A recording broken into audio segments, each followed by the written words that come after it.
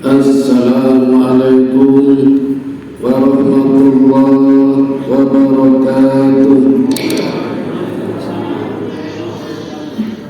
Alhamdulillahilladzi hadana li hadza wa ma kunna linahtadiya laula an hadanallah.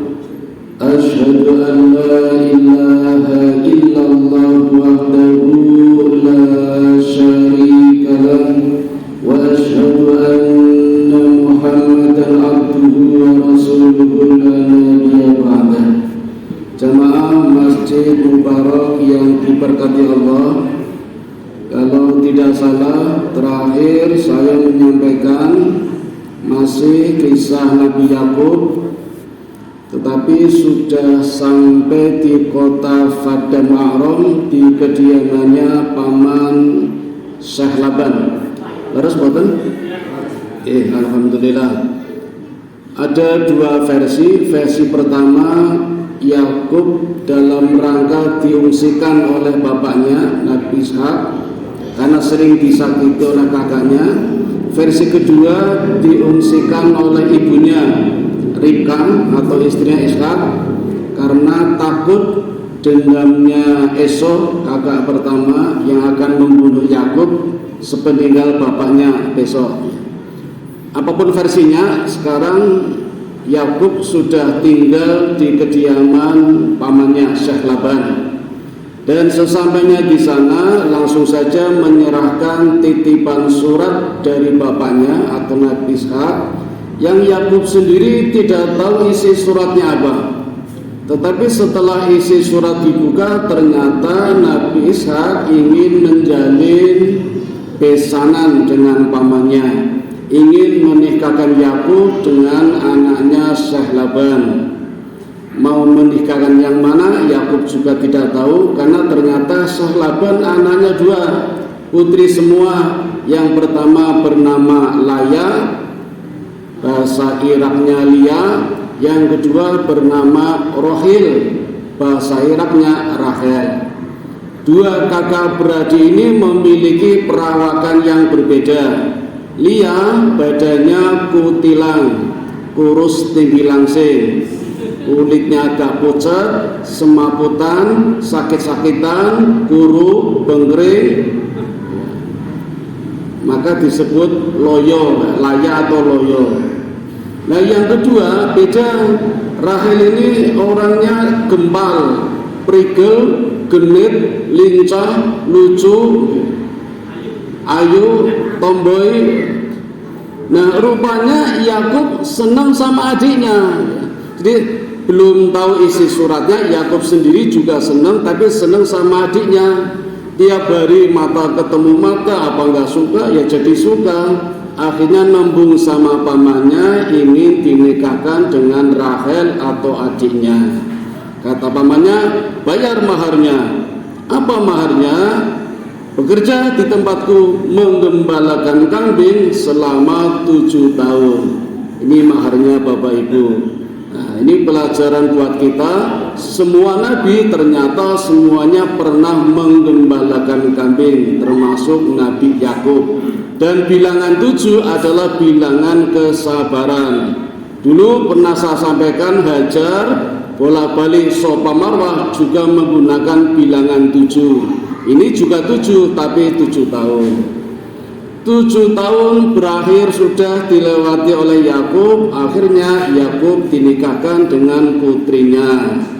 Maka terjadilah ya istilah kita resepsi, syukuran, ijab kabul. Dan di malam pertama begitu Yakub masuk kamar, setelah dibuka cadarnya, ternyata yang dinikahinya bukan Rahel, tetapi anak yang pertama yang bernama Lia. Tentu saja marah Yakub dan protes kepada pamannya. Ya paman, aku ingin Rahel, kenapa dinikahkan sama Lia? Aku nggak cinta sama Lia.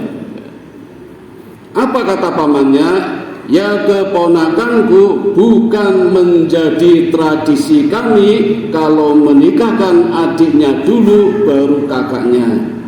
Di zaman dulu sudah ada syariat harus menikahi kakaknya dulu, bukan adiknya dulu. Nah, Tapi ya ini semacam hukum karma juga, karena Yakub kan merebut doanya Esau. Nah ini ada yang berpendapat dalam suatu riwayat hukum karma buat Yakub ya, sebagai pengganti kesalahannya ketika ingin menikahi Rahel malah dapatnya Lia. Tapi Bapak Ibu, kalau sekarang kan boleh ya menikah adiknya dulu ya, menikah adiknya dulu boleh syariat Islam. Apalagi kakaknya misalnya nggak pengen nikah, mundur-nunda ya, kasihan adiknya tuh ya. Walaupun kadang nanti minta syarat, belikan rumah gantinya apa 100 juta baru boleh menikah adiknya, malah repot itu. Nah Bapak Ibu, walaupun Yakub tidak mencintai Lia, tapi hasil perkawinannya ternyata membuahkan hasil, dikaruniai 6 anak laki-laki. Luar biasa. Itulah laki-laki Bu, ora seneng karo wedok nih yo anake oke nih. Jadi bisa jadi laki-laki menikahi wanita bukan karena cinta, tapi bisa juga anaknya banyak. Ngapunten sing dodolan teng Pakistan kok pasar Kidul stasiun itu belum karuan cinta, mung seneng. Ya itulah, hati-hati Bapak Ibu. Oh ibu-ibu deh kok Bapak Ibu. Di anaknya 6 ini ya. Anak yang pertama bernama Ruben, ya atau nama lainnya Robin.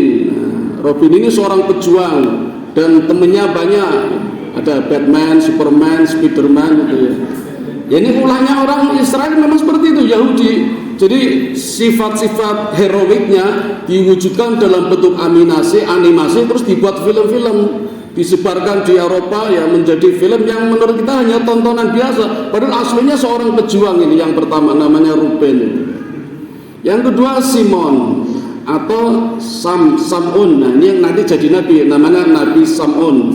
Mungkin kita pernah dengar kisah Samson Delilah, orang kuat, itu ada filmnya ya. Anak yang kedua. Yang ketiga bernama Lewi, bahasa Arabnya Lawa atau Lawi. Yang keempat Yehuza atau Yahuda. Ini tokoh Yahudi Pak, tokoh utama ya. Otaknya Yahudi yang nanti membunuh ribuan nabi, Yahuda ini ya, Yehuza atau Yahuda. Yang kelima Isakhar atau Yasakir pakai R. Kalau Yasaki kan temannya Sasuke, Naruto, Doraemon dan macam-macam. Dan yang keenam Zebulon, bahasa Arabnya Zabulun. Ini versi pertama. Versi lain kalau di dalam Bible tambah satu lagi anak perempuan namanya Dina. Jadi monggo mau pakai yang mana? Anaknya 6 boleh, 7 boleh, tapi yang satu perempuan. Saya pakai semua ya untuk kisah selanjutnya. Walaupun dikaruniai 6 atau 7 anak, ternyata Yakub juga belum suka kepada Lia. Walaupun Allah sudah menunjukkan kemukjizatannya. Jadi Allah menghilangkan sakit-sakitannya, ya sehingga subur rahimnya itu anaknya banyak itu. Tapi Yakub tetap mengejar ingin menikahi adiknya. Maka pamannya pun memberikan syarat lagi, bayar mahar lagi, 7 tahun lagi tambah, kamu boleh baru menikahi adiknya yang bernama Rahel. Maka nunggu 7 tahun lagi, sabar lagi, baru bisa menikahi adiknya. Maka menikahlah yang kedua kalinya dengan adiknya yang namanya Rahel. Tapi Allah belum memberikan anak, sehingga Rahel merasa gelisah. Jangan-jangan aku yang mandul, aku nggak enak dengan suamiku. Akhirnya apa yang dilakukan Rahel? Rahel memberikan budaknya atau pelayannya untuk dinikahi sama Yakub, namanya Bilha. Bilha, sehingga Yakub menikah yang ketiga kalinya dengan Bilha dan dikaruniai 2 anak laki-laki. Namanya siapa Bapak Ibu? Namanya Daan ya, Dan sama Naftali. Lia tahu, Rahel kok bisa memberikan budaknya. Nah, kalau adik saya bisa, kenapa saya tidak? Nah, Lia juga menghadiahkan budaknya untuk dinikahi Yakub, namanya Zulfa. Maka Yakub menikah yang keempat kalinya. Dan hasil perkawinannya ini Allah memberikan anak laki-laki 2 lagi, namanya Gad atau Jad dan Naftali. Jadi anaknya berapa Bapak Ibu sekarang? 6 tambah 4 10 ya. 10 laki-laki 1 perempuan dari 4 istri. Tapi Yakub ingin mengejar cinta pertamanya tetap sama Rahel. Maka akhirnya berdua bermunajat bertahun-tahun hingga Allah pun memberikan karunia-Nya 2 anak laki-laki dari rahimnya Rahel yang bernama Yusuf. Nah, yang jadi nabi ini Yusuf dan Bunyamin. Jadi dari hasil perkawinannya 4 istri ini, anaknya berapa Bapak Ibu? 12 laki-laki atau ditambah 1 perempuan menjadi 13. Menjadilah keluarga Nabi. Bapak Ibu, kalau laki-laki punya istri banyak namanya apa? Poligami. Kalau mau jujur, mestinya orang-orang Israel, orang-orang Yahudi yang hidup di dunia barat, harusnya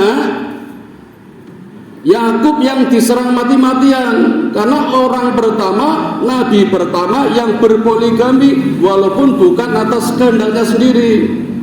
Tetapi kenapa sampai sekarang yang disoroti selalu Nabi Muhammad? Gila wanita, poligami, istrinya banyak. Padahal Nabi istri banyak bukan karena keinginannya, karena perintah Allah. Dan yang dinikahi kebanyakan janda-janda tua. Kan perintah Allah Nabi itu. Dan sama-sama 4, walaupun istrinya 10. Nabi istrinya 10 tapi yang hidup 4. Jadi setiap mau nikah lagi nunggu 1 meninggal dulu baru nikah lagi 4. Mau nikah lagi nunggu meninggal 1 lagi jadi 4. Maka 4, 10 tapi 4. Itu Nabi Muhammad. Jadi bukan 10 langsung dinikahi semua hidup semua, tidak ya. Nah ini Bapak Ibu, harusnya kalau mau jujur, Israel, Yahudi itu harusnya ya, kan nabinya sendiri. Yakub kan kemarin sudah berubah nama menjadi Israel nih, Israel. Kan nabinya sendiri. Kenapa tidak disoroti? Yang disoroti malah Nabi Muhammad. Ini loh jeleknya, busuknya orang Yahudi seperti itu. Padahal dan tokohnya bernama Yahuda ini, anaknya sendiri ini yang seperti itu. Baik Bapak Ibu, ini versi pertama. Sekarang saya tunjukkan versi yang kedua. Setelah Yakub menikahi Lia, anak pertama, kemudian kan nembung lagi sama pamannya, aku ingin menikahi adiknya. Nah di versi kedua ini pamannya mengatakan tambah 7 hari, genapkan 7 hari kamu boleh menikahi adiknya. Jadi nggak nunggu 7 tahun tapi genapkan 7 hari, seminggu kemudian boleh menikahi adiknya. Akhirnya Yakub hidup rukun dengan 2 wanita kakak beradik. Jadi zaman dulu Bapak Ibu poligami boleh, 2 saudara kandung. Kalau sekarang nggak boleh, sekarang tidak boleh. Mengumpulkan 2 atau lebih saudara kandung dalam satu perkawinan tidak boleh. Harus salah satu dulu. Kalau mau menikahi lagi nunggu ini yang satu meninggal, maka turun istilah turun ranjang. Harus sudah meninggal. Kalau baru dua-duanya nggak boleh ya. Dulu boleh, seperti Nabi Musa menikahi anaknya Nabi Syuaib 2, itu langsung boleh kakak beradik. Sekarang nggak boleh, tenang dengan borong makanya. Nah hidup rukun Yakub dengan 2 putrinya atau 2 istrinya. Mereka saling berbagi cerita kebaikan-kebaikan Nabi Yakub ya. Ketika itu Laya sudah punya anak 4 ya, jadi belum 7, masih 4 ya. Pada hari ulang tahunnya Yakub, 2 istrinya ini berencana, berpikir kira-kira akan menghadiahkan apa ya. Nah akhirnya timbul inisiatif ingin memberikan hadiah yang istimewa. Apa hadiahnya? Memberikan budaknya untuk dinikahinya. Luar biasa ini, istri menghadiahkan untuk kawin lagi. So, jenengan ulang tahun hadiah apa Pak? Ojo njaluk meneh.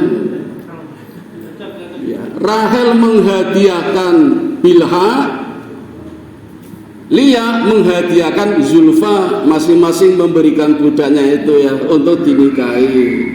Nah, dari 2 budak itulah lahir 2 anak laki-laki jadi 4, nggih. Versi kedua, tambah 1 lagi, versi yang ketiga. Lia anaknya kan 4, 7, tapi 4 dulu, sabar, 4 dulu nggih.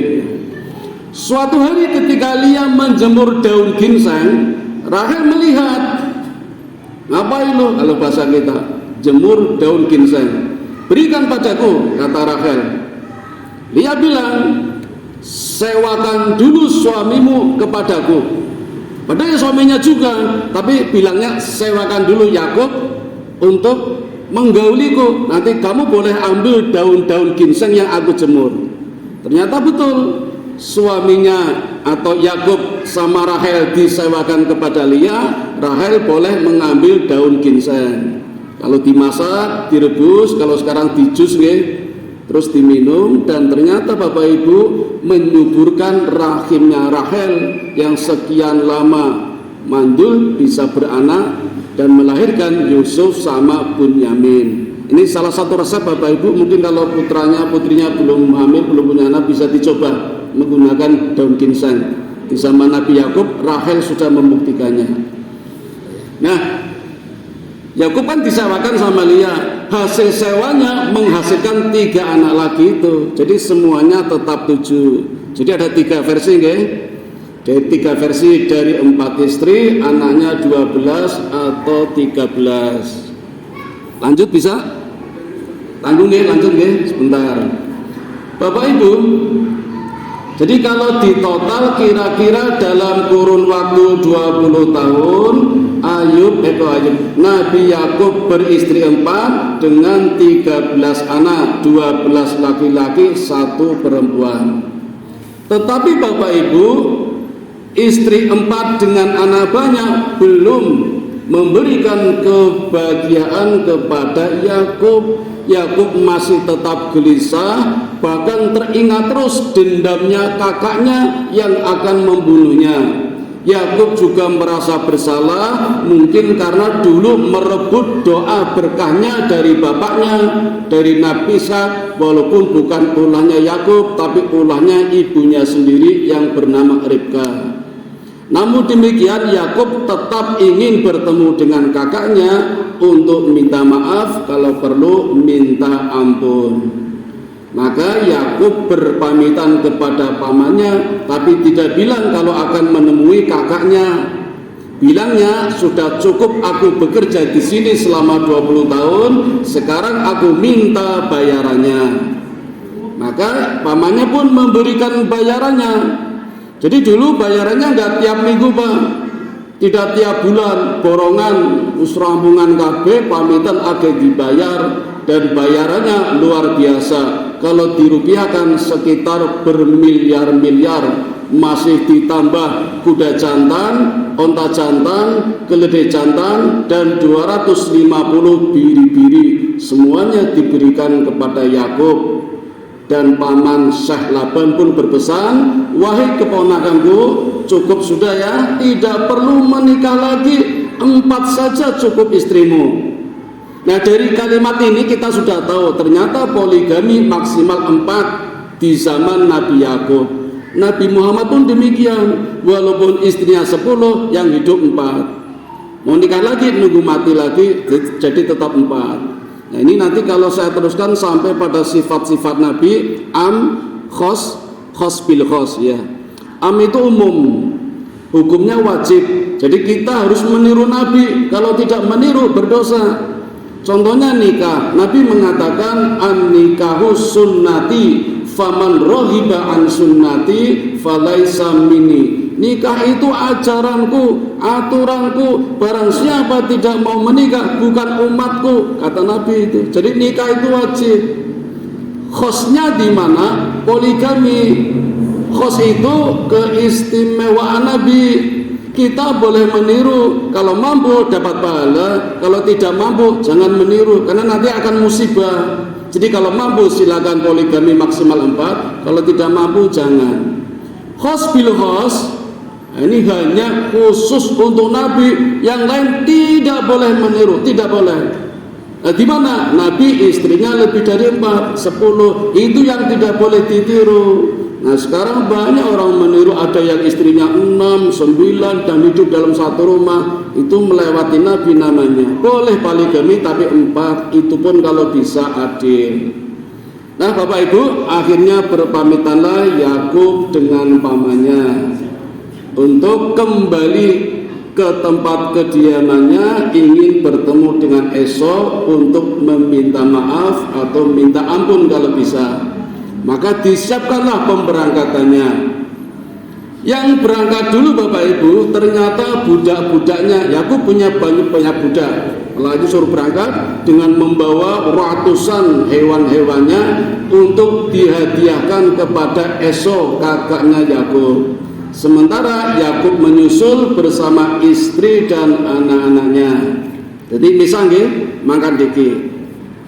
Sampailah budak-budak Yakub di kediamannya Esau dengan membawa peternakan yang banyak, dan Esau pun bertanya, apa ini?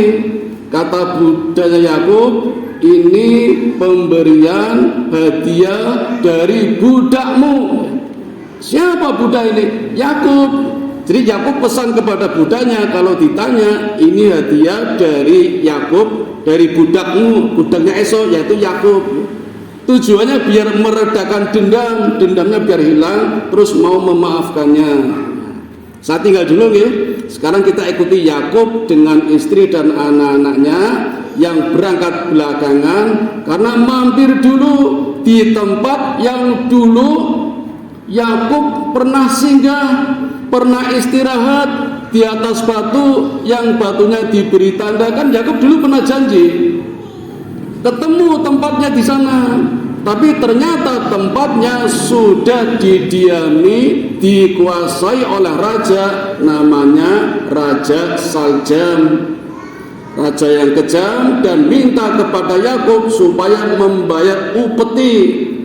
Tentu saja Yakub tidak mau, maka terjadilah pertempuran Yakub dengan anak-anaknya melawan Saljam dan pasukannya. Bisa ditebak yang menang siapa Bapak Ibu? Ya Yakub. Kalau kalah rampung ceritanya ini. Bapak Ibu, ini ada kisah yang menarik ya. Ini menurut versi Tanah. Tanah itu kitabnya orang Yahudi. Mengapa Yakub berubah nama menjadi Israel? Kemarin saya sudah cerita satu nih, versi pertama, karena Yakub melakukan perjalanan malam nih, disebut Israel. Sekarang versi yang kedua dari kitab Tanah.